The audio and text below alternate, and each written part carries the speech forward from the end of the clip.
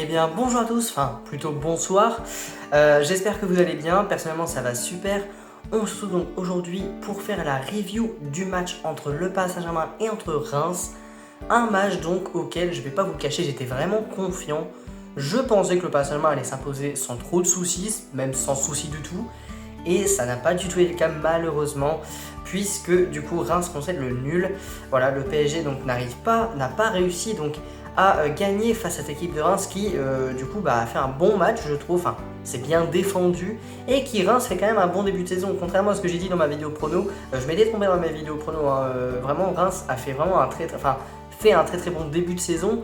Ils sont quand même 5ème il me semble du championnat, 5 ou 6ème, enfin bref, c'est quand même pas mal. Bon après il n'y a pas toutes les équipes qui ont joué encore, mais c'est quand même pas mal pour Reims.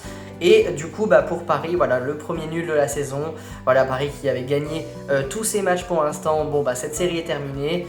Bon alors niveau des points du coup négatifs, je retiendrai notamment Kolo Muani, donc qui a fait une très bonne première période, mais qui a totalement disparu des radars en deuxième période.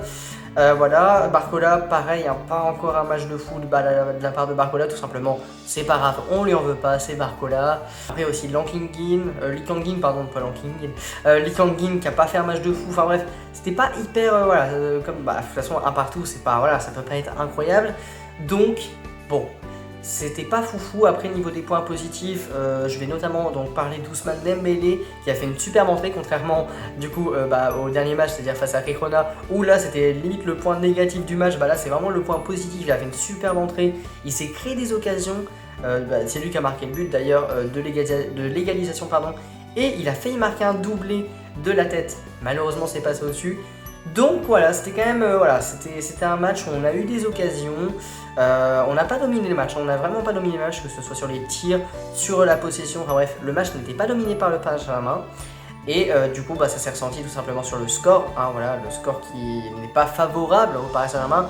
Ils gardent quand même la tête du classement, voilà, ils sont quand même premiers. Après Marseille n'a pas encore joué, mais il faudrait vraiment que Marseille fasse un 8-0 comme Nice face à Saint-Etienne pour prendre la première place, donc ça va. Pour l'instant, il n'y a pas vraiment de danger.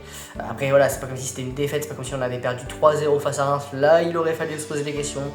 Un partout, bon, ça va encore. Je reste positif, de toute façon, il faut toujours rester positif. Face à Ricona, j'étais le seul positif. Là, je vais sûrement être l'un des seuls à être positif. Non, franchement, ça va. C'est pas. Certes, je suis pas content de ce résultat. Qui peut être content de ce résultat face à Reims? C'est pas. Voilà, sans manquer de respect à Reims, c'est pas non plus Arsenal. Mais ça va. Je veux dire, ça aurait pu être pire. Ça aurait pu être mieux, mais ça aurait pu être pire.